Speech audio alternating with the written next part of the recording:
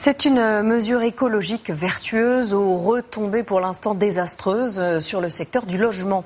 Depuis mercredi 1er janvier, les biens au diagnostic énergétique classé G ne peuvent plus être loués. Des passoires thermiques qui coûtent si cher à réhabiliter que leurs propriétaires préfèrent les vendre. Et cela n'est pas sans conséquence sur le marché de la location. Voyons pourquoi avec Olga Lévesque, Régis Rouanet et Alexandra Viera.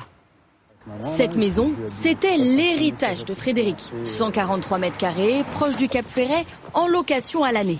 Mais voilà, depuis sa construction en 1947, presque rien n'a changé.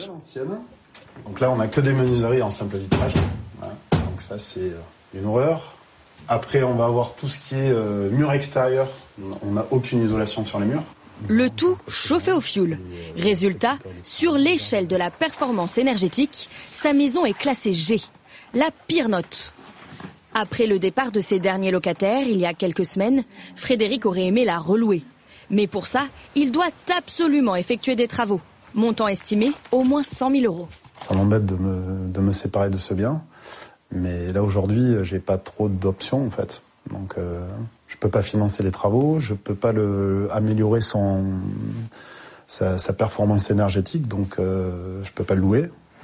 Impossible à louer, car depuis le 1er janvier, les logements classés G sont considérés comme indécents, alors même que le marché locatif n'a jamais été aussi tendu.